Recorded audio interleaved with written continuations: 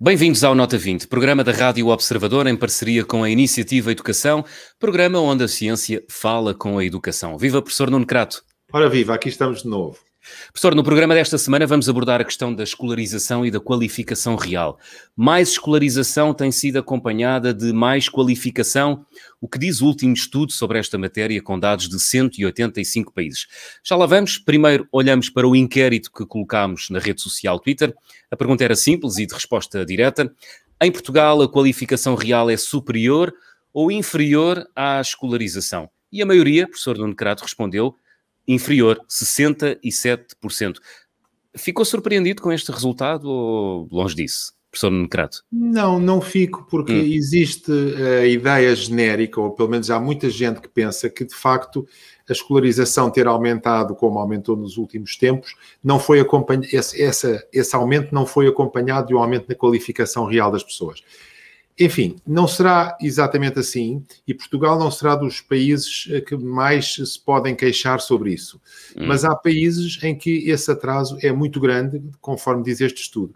É um estudo feito, que foi publicado recentemente, há 2 semanas, nos Proceedings of National Academy of Science, que é uma revista científica muito prestigiada, e que mostra que os países que estão pior em termos da qualificação escolar dos jovens, têm vindo a recuperar essa qualificação, mas não em termos de qualidade. Mas é sobre isso que temos hoje uma especialista, uma economista da educação, que nos vai falar sobre isso. Nem mais. Chama-se Sandra Maximiano, é professora de Economia Experimental e Comportamental no ISEG, em Lisboa. Professora Sandra Maximiano, obrigado por se juntar a nós no Nota 20 desta semana. Obrigado eu.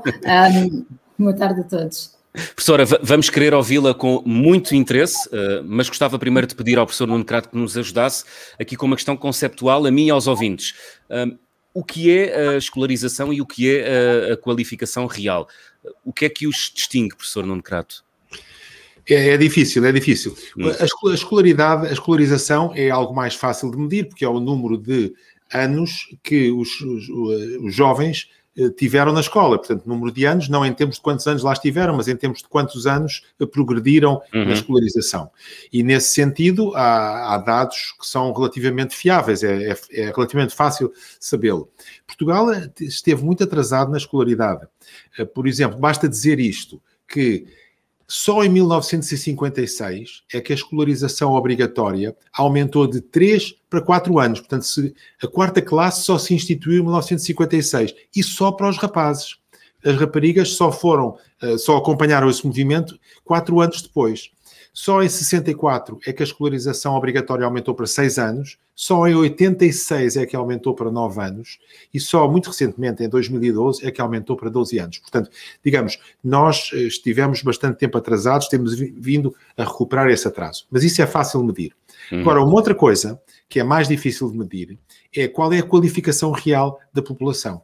E é isso que se torna muito interessante neste estudo, porque este estudo foi buscar vários dados como o PIAC, que é um programa de observação da qualificação dos adultos, que é um programa de inquérito que faz um estudo tal como o PISA, e outros estudos, e foi tentar medir por gerações e ponderando por gerações qual foi a evolução dessa qualificação real. E em Portugal a qualificação escolar foi mais ou menos acompanhada de uma subida equivalente na qualificação real. Portanto, Portugal não é dos países que, desse ponto de vista, terá tido relativamente, pelo menos, um progresso que tenha sido, enfim, menos visível, mas há países em que as coisas se passam ao contrário. E nos países que têm, do ponto de vista da qualificação real, um atraso, e do ponto de vista da escolarização também, que estão menos bem situados, nesses países a situação é grave. E há um facto que é muito interessante ver, muito interessante, mas muito triste, que é o seguinte, é que esses países têm vindo a aumentar a sua escolarização em termos de anos que os jovens passam na escola e que progridem na escola, mas a qualificação real não tem vindo a aumentar na mesma proporção. E mais, as diferenças entre esses países que estão menos avançados em relação à educação e os mais avançados têm-se vindo a reduzir, têm vindo a aumentar, sobretudo no que se refere à qualificação real. que é um problema, de facto, problemático, porque é essa que interessa. O que interessa não é quantos anos os jovens estão na escola, embora isso também seja importante, mas o que interessa é o que é que eles aprenderam enquanto estiveram na escola, como é que eles se prepararam para o futuro. E desse ponto de vista é que os indicadores mundiais não são muito, não nos dão muita esperança. Vamos esmiuçar esses dados desse estudo que o professor referia há instantes. Professora Sandra Maximiano, este estudo, que a professora teve a oportunidade de ler e que é recente, analisa 185 países. Antes de mais, o estudo conclui que há o aumento da escolaridade, ou que o aumento da escolaridade tem sido conseguido à custa da qualidade. Como é que se chega a esta conclusão? Que dados, que indicadores é que se usam para chegar a esta grande conclusão? Então é assim, em termos muito gerais, o que o estudo usa é basicamente a média de anos de escolaridade, por diferentes idades, por género e por país, obviamente. Então, e depois vai buscar os dados de programas como o PIAAC, que é um programa internacional de avaliação de competências dos adultos, e outros estudos também permitem medir estas competências, que não são necessariamente o PIAAC, mas, por exemplo, há alguns inquéritos demográficos que também têm algumas questões que pretendem inferir essas competências, e como estamos a falar de um estudo muito abrangente, com cerca de 185 países, nem todos os estudos de avaliação das competências são iguais entre esses países, portanto, uma das grandes vantagens deste estudo é realmente recolher de uma forma muito global estudos que permitem, inquéritos que permitem inferir essas competências, mas vamos pensar então no PIAAC, neste Programa Internacional de Avaliação de Competências, baseia-se, portanto, no resultado deste estudo, portanto, da avaliação das competências, no que respeita à literacia, na capacidade de percebermos, e já vamos, se calhar até começava por aí, portanto, perceber a capacidade que nós temos em interpretar algum texto, dando um exemplo muito concreto, imaginemos que são apresentados a estes adultos que fazem o teste uma lista de regras face ao pré-escolar dos seus filhos. Portanto, isto é uma situação hipotética. Uma lista de regras e depois a pergunta diz qual a hora máxima que a criança pode ser deixada na escola. Portanto, é tentar inferir de que maneira e quão rápido e quão facilmente as pessoas conseguem, esmiuçar a informação e responder de uma forma útil a essa informação. Uma bula por exemplo, de um medicamento, não é? Portanto, apresentar um certo medicamento, vários efeitos secundários que pode produzir, e depois fazer também uma questão sobre esse medicamento. Portanto, inferir esta capacidade de percepção da informação. Portanto, são questões dirigidas mesmo para chegar a este resultado. São questões dirigidas, questões muito concretas, questões muito simples, que nós, se calhar, todos, a primeira sensação que temos é que são questões realmente muito simples, mas que nos permitem basicamente inferir esta nossa capacidade de interpretação, portanto, chegar facilmente a dar uma resposta concreta face a um conjunto largo de informação que é apresentada.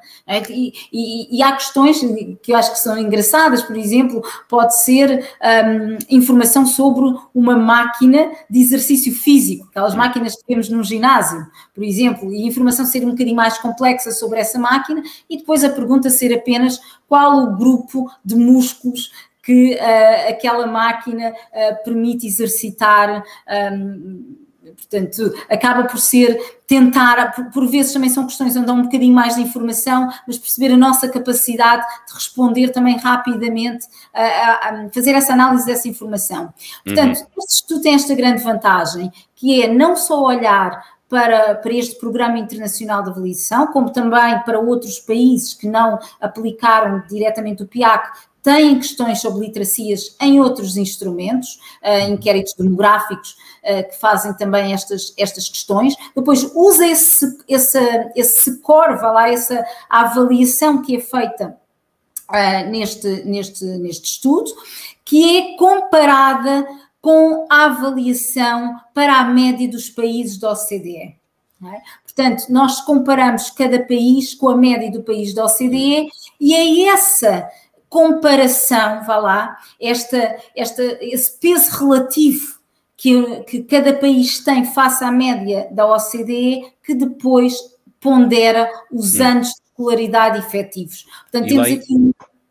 E a perguntar, lá em casa estão já a perguntar, e nós, Portugal, em que lugar é que estamos? Em que posição? Como é que nos colocamos nesta questão da escolarização versus qualificação real? Pronto. Temos tido um bom desempenho? Estamos bem posicionados? Quando o quadro são 185 países, não podemos dizer que estamos na cauda do mundo, não é? Muito pelo contrário, não é? Portanto, e Portugal tem vindo, o estudo começa em 1970, portanto, faz esta análise da média de anos de escolaridade e depois também da qualificação real desde 1970 a 2015 e em 1970 Portugal, em média de anos de escolaridade, cerca de 2,84, 84, portanto, muito baixa, aí face ao resto do mundo, portanto, uma média de quase 3 anos letivos, sim. Não era? Em 1970 estávamos, vá lá, equiparados com o Médio Oriente e o Norte da África, portanto, não... E em 2015? Em 2015? Da Europa, que estavam com 8 anos em 1970. Quando chegamos a 2015, nós estamos com 9,3 anos em média de escolaridade, portanto mais do que triplicamos, não é? Portanto, sim, mais do que triplicamos. Um muito bom trabalho nesse sentido e é notório, acho que as pessoas também percebem isso, o aumento, e começámos, portanto, o programa com isso mesmo, não é? O aumento da escolaridade obrigatória, que basicamente impulsionou estes números, mas a todos os níveis, não é? Nós temos vindo, Portugal tem vindo a aumentar o nível de escolaridade aos vários níveis, portanto, de ensino. Agora, quando comparamos com a qualificação real, existe também um grande avanço. Em 1970 estávamos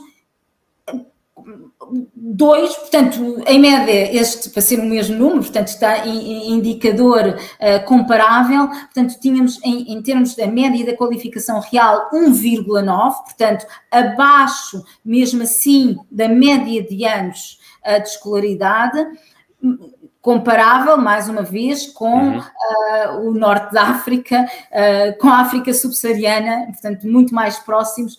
Quando falamos da Europa, estamos a falar de 8 anos, portanto, era uma diferença abissal. Professora Sandra, e em 2015? Portanto, em 2015, em termos da média de qualificação real, passamos a 8 anos, cerca de 8 anos, comparativamente com 2 anos que tínhamos em 1970. Portanto, há uma evolução, é bastante positiva, mas é menor do que quando olhamos para a média em anos de escolaridade. Em média de anos de escolaridade tínhamos, portanto, começamos com cerca de 3 anos em 1970, passamos para 9,5, cerca de 9,5, e não é totalmente acompanhada pela essa qualificação real em que se tinha 2015 nos 8 anos. Ou seja, demos um salto na escolarização, mas esse salto não foi acompanhado pela qualificação real. Exatamente. Sim. Embora, se me dá licença, Portugal, desse ponto de vista, não está tão mal como uma série de outros países. É porque nos países que estão mais mal situados foi-se reduzindo a diferença entre a escolarização formal desses países e dos países mais avançados, mas do ponto de vista da qualificação real, a diferença foi-se agravando sempre. E é isso que nós temos que olhar. Temos que olhar que há um conjunto de países em que a qualidade da educação não está a subir da mesma maneira, está muito longe de subir da mesma maneira que a quantidade da educação. Portanto, isso quer dizer que estamos a cavar um fosso? É isso? Perdão, se em Portugal isso é um pouco verdade, ou seja, se a qualidade não acompanhou a quantidade, é um pouco verdade. Há países onde isso é muito verdade e muito, muito grave. Não é? Os países que estão mais atrás estão cerca de 10 anos atrasados em termos de qualificação real, enquanto estão cerca de 7 anos e meio atrasados em termos de qualificação formal. Isso quer dizer que estamos aqui a cavar um fosso, não é? Sim, e se me permitem já agora, estamos...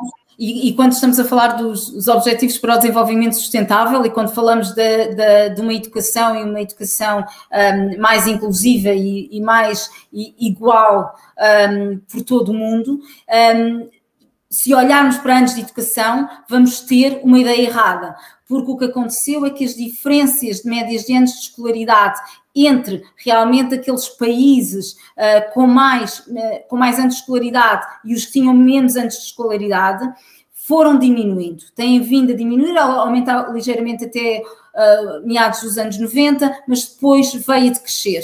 Portanto, se só nos focarmos em média de anos de escolaridade, ficamos com a sensação que mundialmente, globalmente, estamos a fazer um bom trabalho, estamos a dividir o fosso entre os países com mais educação e os países com menos educação, mas se olharmos para a qualificação real, e aí é que neste estudo, a mensagem que este estudo nos deixa é assustadora nesse sentido, é que a diferença entre os países com mais e menos escolaridade vem-se agravando. Portanto, em termos de qualificação real, não estamos a chegar a uma maior igualdade, mas pelo contrário, uma maior desigualdade, um fosso maior. Muito bem, isso quer dizer, aliás, não quer dizer nada, e era já partir para a última pergunta, estamos já na reta final, professor Nuno Crato, gostava de ouvir sobre isto. Quer dizer que nós, Portugal, o país tem um futuro, tem um desafio, aliás, ainda maior para o futuro, uma vez que a escolaridade obrigatória em Portugal foi alargada para os 12 anos em 2012. Como é que antevê este desafio? Temos um desafio muito grande e toda a Europa tem um desafio muito grande. O problema que nós temos aqui discutido várias vezes é o problema da qualidade. Fala-se muito em quantidade da educação, fala-se muito em investimento, quanto é que se investiu, quantos anos os jovens estudam, como é que se passa em relação aos horários letivos. Fala-se muito disso, mas fala-se menos da qualidade, ou seja, daquilo que de facto os jovens progridem em termos de aprendizagem, em termos de qualificação. E o que este estudo, que é um estudo muito interessante e muito amplo, vai revelar é que a quantidade não se está a traduzir em termos de qualidade. Este estudo está noticiado e está explicado, não tão bem como a professora Sandra Maximiano nos ajudou aqui a fazer, no site da Iniciativa Educação. Portanto, a Iniciativa Educação tem este estudo lá e eu chamo a atenção que também existem estudos que estão relacionados com este e que estão lá, nomeadamente de Hanushek e de Wassman, em que nos mostram como as deficiências de qualidade da educação se traduzem depois num atraso relativo em termos de progresso económico. Ou seja, para o progresso económico o que interessa não é o número de anos que os jovens estiveram na escola, mas é o que aprenderam enquanto estiveram na escola. Isto é mais ou menos intuitivo, mas não é assim que habitualmente as coisas são discutidas. Mais qualidade e menos quantidade, é isso? Não digo menos quantidade, digo qualidade que acompanhe a quantidade. E é um problema europeu. É um problema europeu. Por exemplo, se nós pensarmos nos jovens de 15 anos, isto é um número que pouca gente discute, mas que é extremamente importante. Se pensarmos a percentagem dos jovens de 15 anos na Europa, que continua a ter extremas dificuldades de leitura, essa percentagem está pelos 20%. Isto é gravíssimo. E eu julgo que toda a Europa devia dar mais atenção à qualificação real dos seus jovens e não está a dá-la como poderia. Muito bem, é um alerta quase na reta final do programa desta semana. Professora Sandra Maximiano, agradeço-lhe ter estado no Nota 20 desta semana. Muito obrigada. Professor, não lhe peço as habituais notas finais porque já não temos mais tempo. Na próxima semana vamos focar atenções no encerramento temporário das escolas e no último e atual ano letivo. Como sempre, temos uma pergunta para os nossos ouvintes na rede social Twitter. A pergunta desta semana é a seguinte: o encerramento temporário das escolas em 2020 e 2021 terá impacto nas gerações futuras, sim ou não? É um inquérito que acaba de ficar disponível na rede social Twitter, passe por lá para responder. Na próxima semana vamos estar à conversa com Rita Ginja, economista da educação na Universidade de Bergen, na Noruega, precisamente sobre este assunto. Professor Nuno Crato, até de hoje 8 dias. Até para a semana.